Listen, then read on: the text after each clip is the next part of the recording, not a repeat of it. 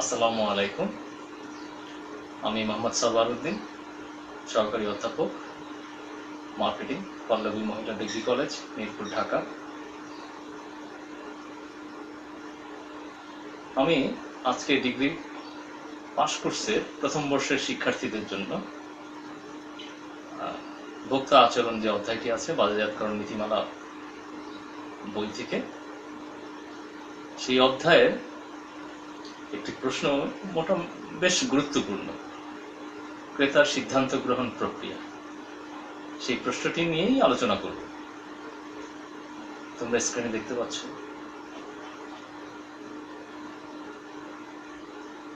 সবাইকে শুভেচ্ছা ও শ্রদ্ধা জানিয়ে ক্লাস শুরু করছি।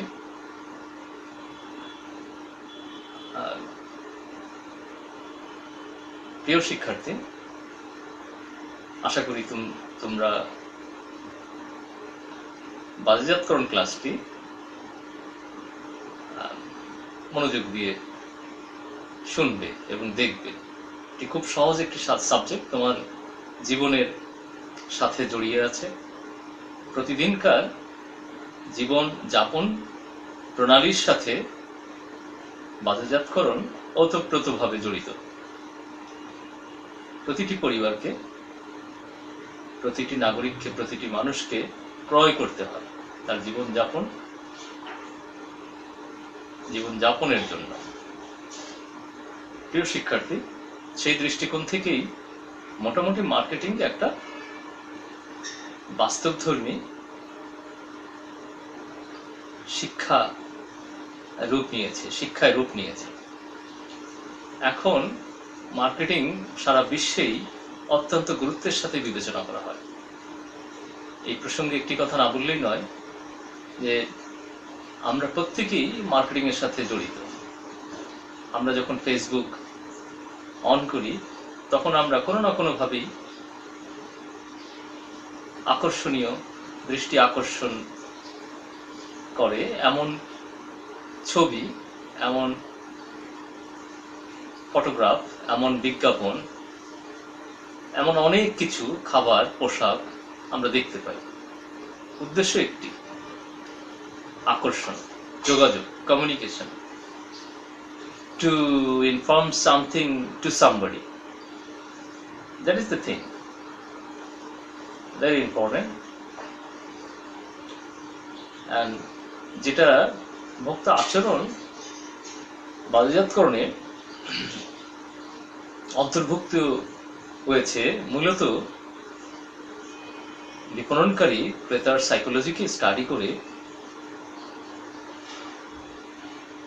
যেন ঠিক ক্রেতার মনের চাহিদাকে পূরণ করতে, মনের ইচ্ছা মতো সে যে ধরনের পণ্যটি চায়, ঠিক হুবহু একেবারে সেরকম না হলেও কাছাকাছি মানের যেন হয়। ভোক্তার সন্তুষ্টিটাই আসলে এখানে ভোক্তার আচরণের সাথে আমরা লক্ষ্য করি। কোনো কিছু ক্রয় করার সময় ভোক্তা বেশ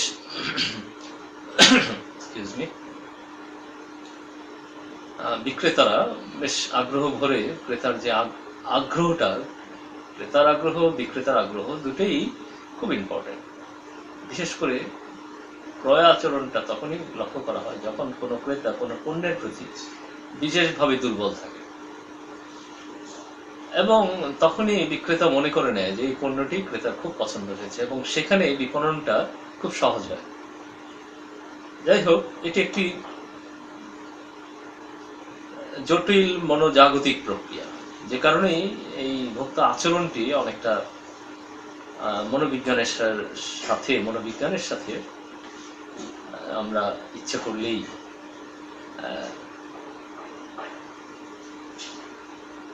সম্পর্ক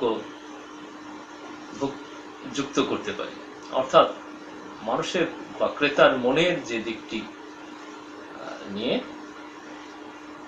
আলোচনা ঠিক ক্রয় করার সময়। আজকের প্রশ্নটি ক্রেতার সিদ্ধান্ত, অর্থাৎ ক্রয় সিদ্ধান্ত গ্রহণ একটি প্রক্রিয়া, জটিল একটি প্রক্রিয়া, সেই প্রশ্ন নিয়েই আলোচনা করব। প্রিয় শিক্ষার্থী,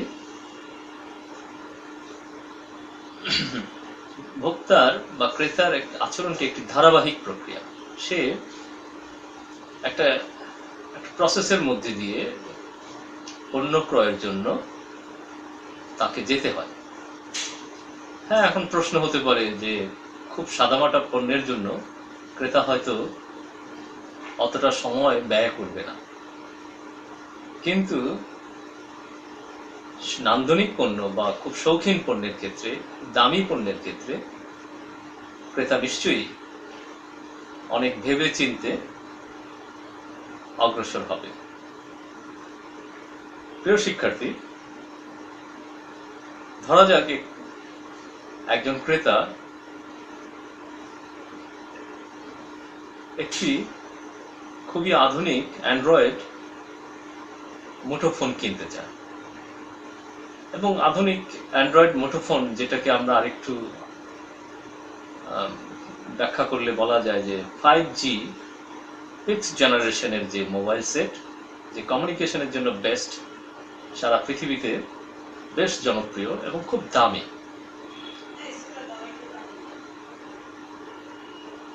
তাহলে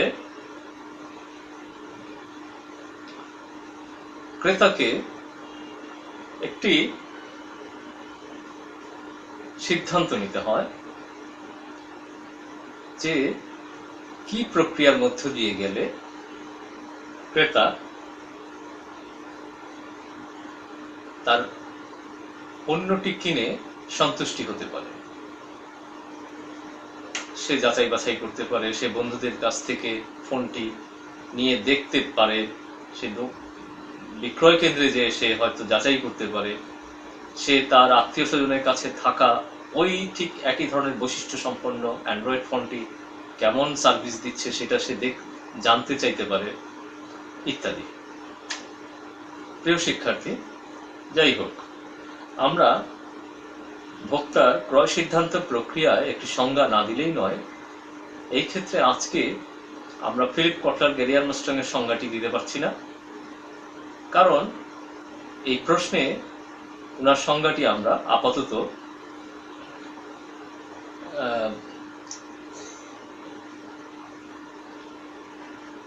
এই বইতে পাচ্ছি না। নিশ্চয়ই অন্য কোনো একটি বই থেকে তোমাদেরকে এই সংজ্ঞাটি জানিয়ে দেব।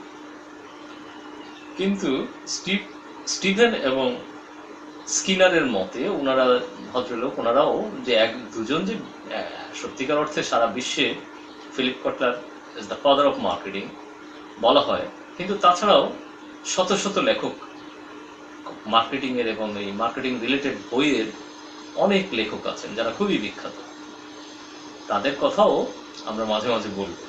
যাই হোক, স্কিনারের মতে, সেখানে একটা নামই হবে, স্টিভেন জে স্কিনারের মতে, consumer decision making is the 5-stage process people go through when deciding what products to buy.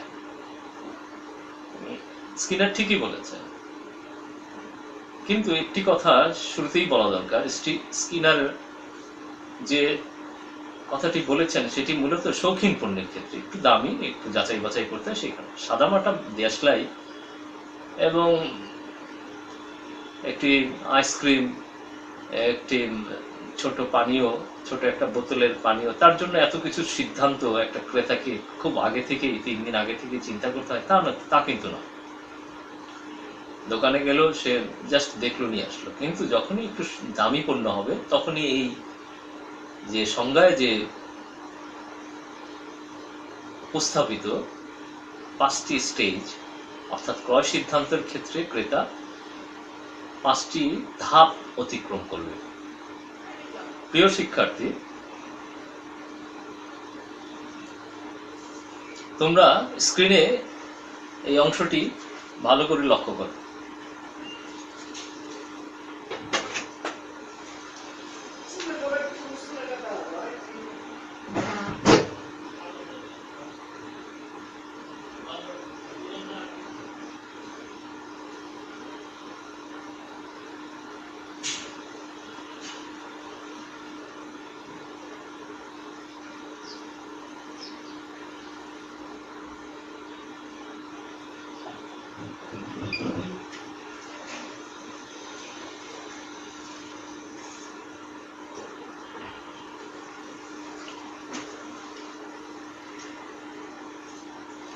নিশ্চয়ই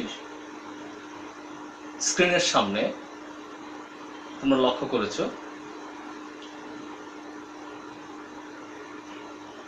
5টি ধাপ বক্স আকারে আমি দিয়েছি। যেমন প্রথম হচ্ছে প্রয়োজন শনাক্তকরণ, দ্বিতীয়টি হচ্ছে তথ্য অনুসন্ধান,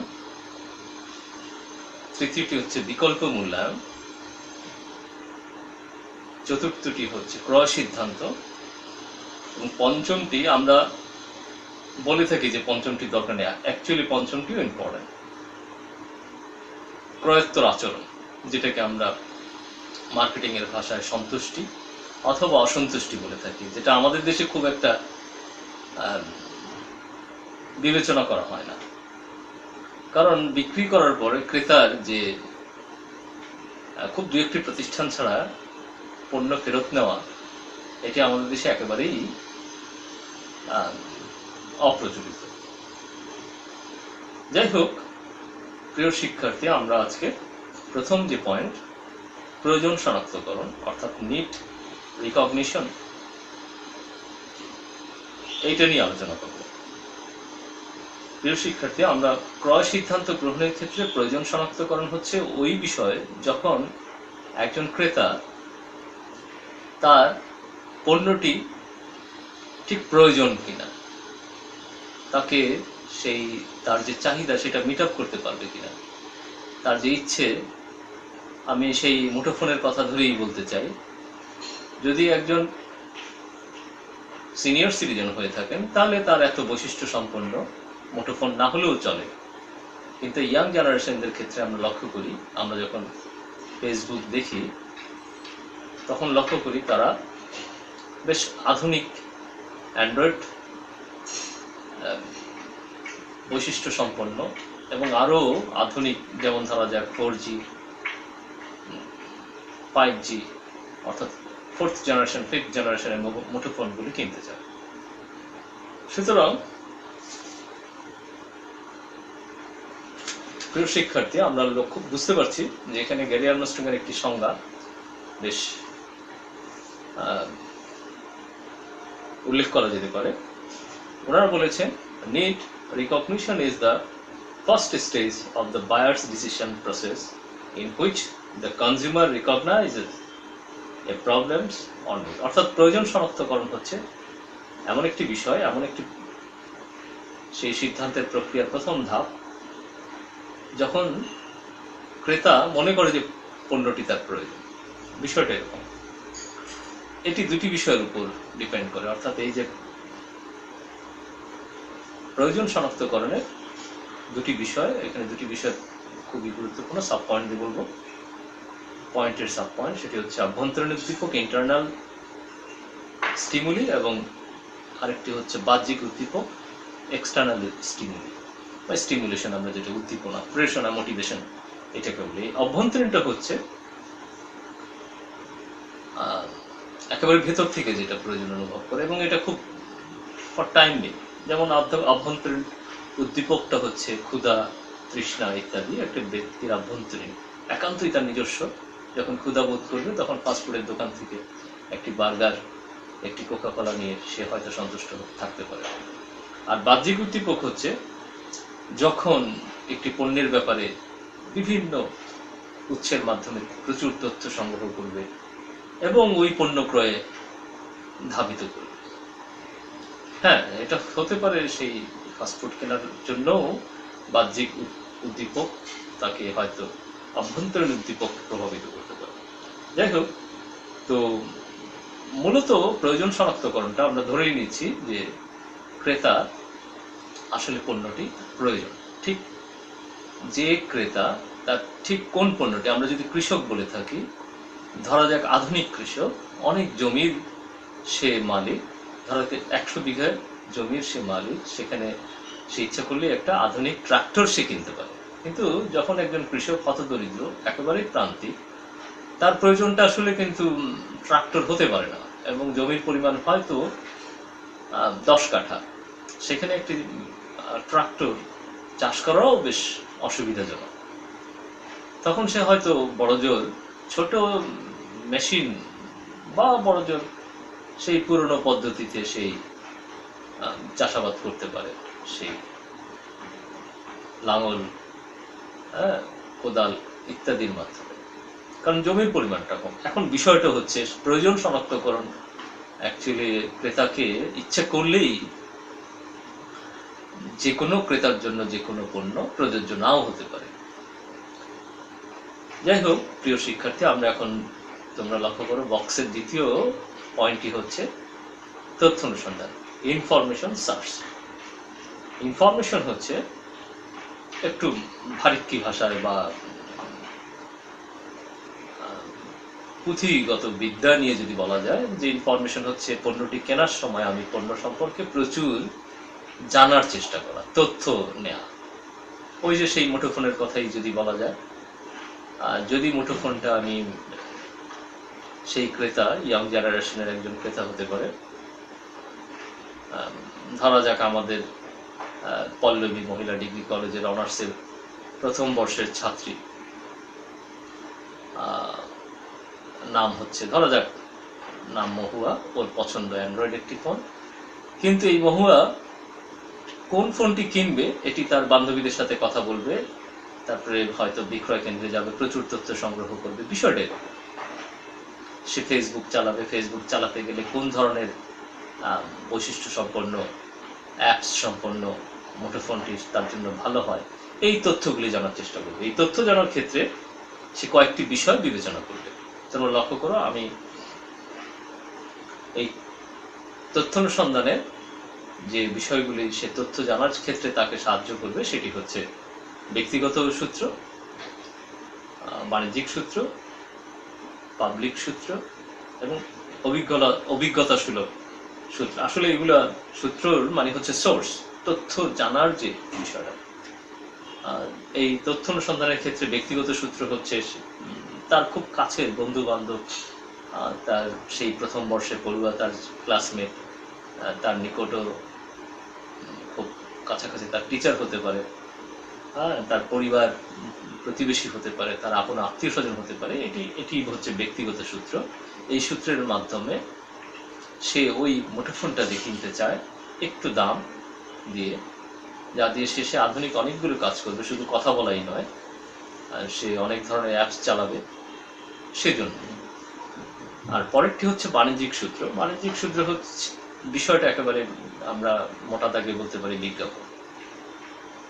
সাধারণত আমরা লক্ষ্য করি বাণিজ্যিক উৎসগুলো হচ্ছে ম্যাগাজিন, দৈনিক পত্রিকা, বিভিন্ন ধরনের চ্যানেলের বিজ্ঞাপনটাই মূলত কমিউনিকেশন। একটা পণ্য সম্পর্কে আমরা বহুভাবে আমাদের ক্রেতাদের সম্মুখে আসে। আমরা যখন ফেসবুক চালাই আমরা অহরহ বিজ্ঞাপন দেখতে পাই, আমাদেরকে বাধ্য হয়ে মাঝে মাঝে বিজ্ঞাপন, I am sorry, Facebook sometimes has given us so many advertising. আমরা sometimes we stop that kind of irritating advertising, 30 days snoozing 30 days or something more than that. আমরা স্টপ ব্লক করে দিতে পারি, we can stop to listen. Irritating বোধ করলে এটা করি, কিন্তু very important, advertising is very important for certain customers, those who are very happy to listen that kind of information, that is commercial information source, that is he or she wants to buy a product to know more information from commercial sources, that is advertising, magazine, daily newspaper, television, etc. এরপরে আমরা আরেকটি তথ্য অনুসন্ধানের তৃতীয় sub point হচ্ছে public sources, public সূত্র। Public বলতে আমরা যেটা বুঝাবো যে বিভিন্ন গবেষণামূলক যে তথ্যগুলি আছে, আমরা এনডিটিভিতে মাঝে মাঝে লক্ষ্য করি একটি পণ্য সম্পর্কে গবেষণাধর্মী প্রতিবেদন প্রচার করা হয়। ভারতের একটি চ্যানেল এনডিটিভি, তারা মুঠোফোনের মাঝে মাঝে অনুষ্ঠান করে থাকে। বিবিসিও মাঝে মাঝে এই বিভিন্ন পণ্যের স্পেসিফিক একটা পণ্যের ভালো দিক মন্দ দিক নিয়ে ডিটেলস আলোচনা করে থাকে, যেটা ক্রেতাদেরকে বেশ সচেতন করে তোলে যে আমি সেই পণ্যটি সত্যিই ক্রয় করব কিনা। তার পরের পয়েন্টটি হচ্ছে অভিজ্ঞতা শুনে, এক্সপেরিয়েন্স সোর্সেস। আসলে একজন ক্রেতা আমরা লক্ষ্য করি যে আমাদের দেশে সাধারণ ক্রেতারা একটি দামি মুঠোফোন কেনার সময় সে প্রথমে কম দামের একটি মুঠোফোন কিনে অভিজ্ঞতা অর্জন করে হয়তো তার পরবর্তীতে সে একটি দামি মুঠোফোন কিনতে পারে। এটি হচ্ছে অভিজ্ঞতা, একটা থ্রু প্রসেস। সে প্রতিটা পণ্যই হয়তো এইভাবেই, এটা কালচার টু কালচার ভেরি করে। আমাদের দেশে যেটা হচ্ছে, সে সহজে হুট করে একটি দামি প্রচুর বৈশিষ্ট্য সম্পন্ন একটি মুঠোফোন কিনতে নাও পারে। সে খুব কম দামের একটা যেটি দিয়ে চলে, ফেসবুক চালানোর মতো 3G অ্যান্ড্রয়েড বৈশিষ্ট্য সম্পন্ন একটি মুঠোফোন কিনলে হয়তো চলে, সাধারণ মানের, সাধারণ দামের, অ্যাক্সেস সংখ্যাও কম থাকবে। এটি হচ্ছে মূলত অভিজ্ঞতা সম্পন্ন, যার মাধ্যমে সে অভিজ্ঞতা লাভ করে সে হয়তো পরবর্তী সিদ্ধান্তে দামি একটি পণ্য ক্রয় করতে পারে। প্রিয় শিক্ষার্থী, তৃতীয় পয়েন্টটি হচ্ছে বিকল্প মূল্যায়ন। আমরা লক্ষ্য করলাম প্রথম দুটি হচ্ছে প্রয়োজন শনাক্তকরণ, দ্বিতীয়টি তথ্য অনুসন্ধান, এখন হচ্ছে বিকল্প। একজন ক্রেতা তখনই বিকল্প মূল্যায়ন করবে, ইভ্যালুয়েশন অফ অল্টারনেটিভস, মানে অনেক অপশন থাকে মুঠোফোনের জন্য। তো অনেকগুলো মুঠোফোন কোম্পানি, বিক্রেতা এই বর্তমানে বাজারজাতকরণ করছে। আমরা অনেক পণ্যের নাম বলতে পারি ভালো মানের, যেটা তো একটা পণ্য তো এখনই বলা যাচ্ছে চীনের একটি পণ্য হুয়াওয়ে, আমেরিকা এবং ব্রিটেন এবং অনেকগুলো দেশে তারা নিষিদ্ধই করতে চাচ্ছে এই হুয়াওয়ে ফোনটি। 5G গতিসম্পন্ন 5th জেনারেশনের মুঠোফোন অ্যান্ড্রয়েড ফোন, যেটা আমেরিকা এবং ইংল্যান্ড মোটামুটি নিষেধ করে দিয়েছেন, যাতে করে তার তথ্যটা চীন হয়তো মিসইউজ করতে পারে তার দেশের অভ্যন্তর জনগণের যে যাবতীয় তথ্য, কারণ এটি খুবই আধুনিক এবং প্রচুর ধারণ ক্ষমতা, তথ্য এবং অন্যান্য বিষয়। সে যাই হোক, এটি তাদের দেশের নিজস্ব বিষয়। তো যাই হোক, এখানে ক্রেতা বিকল্প বলতে ওই বৈশিষ্ট্য সম্পন্ন তার ভালো লাগে একটি মুঠোফোনে, তার যে চাহিদা পূরণ করবে এমন মুঠোফোনের, এমন বৈশিষ্ট্য সম্পন্ন, এমন ওই 3G 4G অথবা 5G সম্পন্ন বিভিন্ন কোম্পানির যে মুঠোফোনগুলি আছে সেগুলি সে বিবেচনা করে সে একটি পণ্যে সিদ্ধান্তে আসতে পারে। কটলার সাহেব এখানে একটি সংজ্ঞা বলেছেন, খুব সুন্দর, আমরা না বললেই নয়। Alternatives evaluation is the stage of buyer's decision process in which the consumer uses information to evaluate alternatives brands in the choice set. তার যে পছন্দের তালিকা আছে সে মূল্যায়ন করে সে একটি চয়েস করতে পারে। এটি হচ্ছে মূলত বিষয়। অর্থাৎ বিকল্প মূল্যায়ন হচ্ছে ক্রেতার সিদ্ধান্ত প্রক্রিয়া এমন একটি ধাপ, মানে থার্ড স্টেজ। পছন্দের অনেক বিকল্প দেখে, অনেকগুলি দেখে সে একটিতে ডাইভার্ট হতে পারে।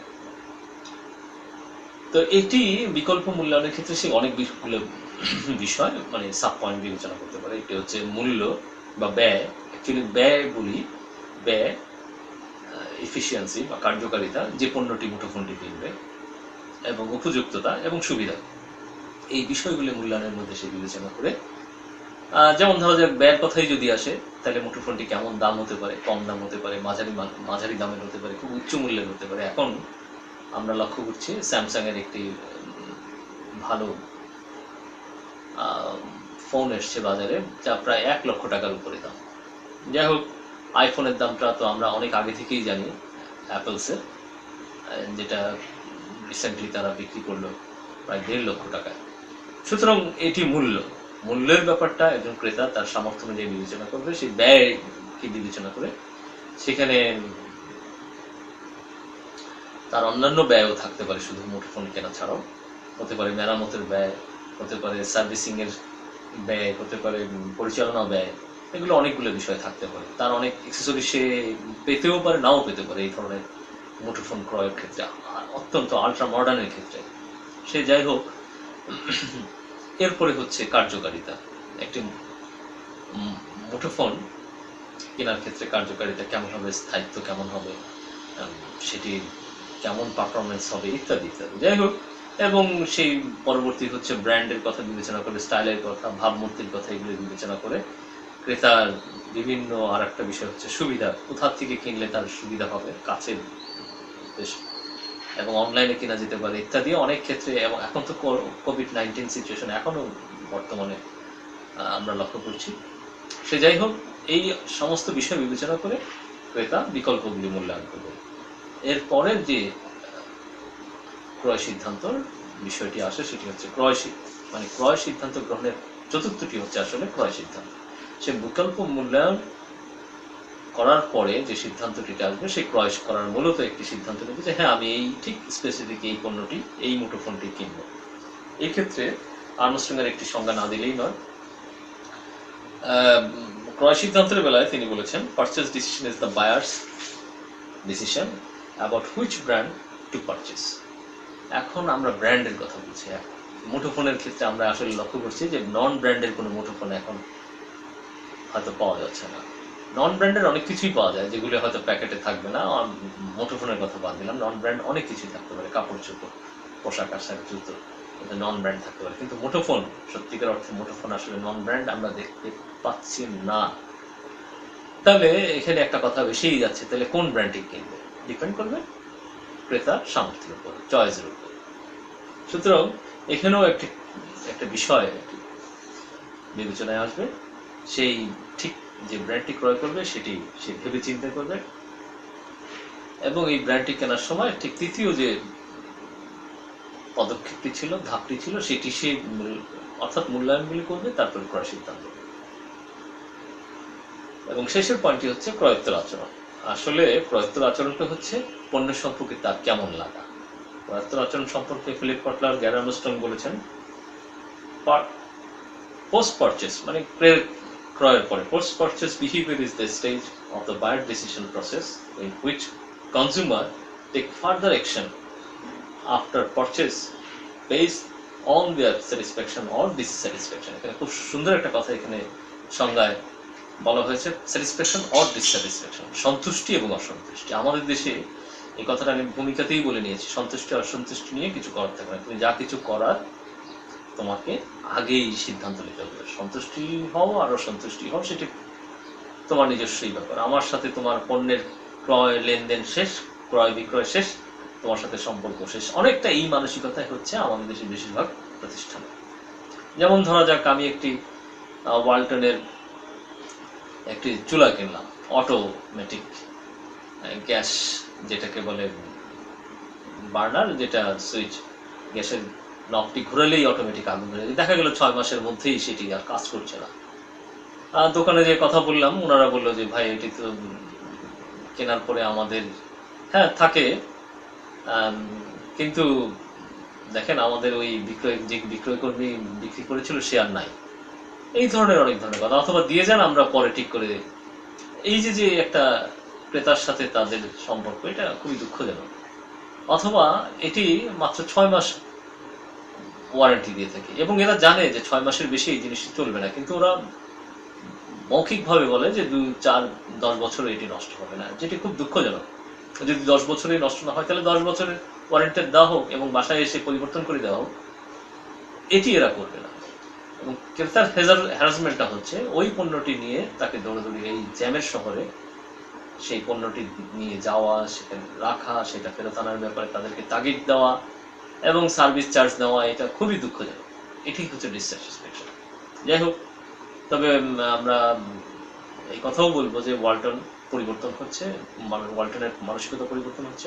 অনেক ক্ষেত্রে আমরা শুনতে পাচ্ছি যে তারা কিছু কিছু পণ্য পরিবর্তন করে দিচ্ছে, কিন্তু অন্যান্য প্রতিষ্ঠান প্রায় একেবারেই বিষয়টি একেবারে আমরা অভিজ্ঞতা নিশ্চয়ই তোমরা দেখতে পাবে, ফেসবুকে সার্চ দিলেই দেখতে পাবে যে তারা কি ধরনের আচরণ করে থাকে, ক্রয়োত্তর আচরণ। তো প্রিয় শিক্ষার্থী, এই ছিল মোটামুটি ক্রেতার ক্রয় সিদ্ধান্ত গ্রহণ প্রক্রিয়ার আলোচনা। নিশ্চয়ই তোমরা উপকৃত হয়েছ। পরবর্তীতে আমি নতুন পণ্যের ক্ষেত্রে, এটি হচ্ছে ক্রয় সিদ্ধান্ত, ক্রয়ের ক্ষেত্রে ক্রেতার একটি সিদ্ধান্ত গ্রহণ প্রক্রিয়া।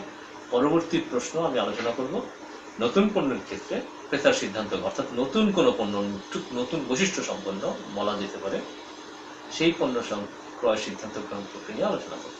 ধন্যবাদ।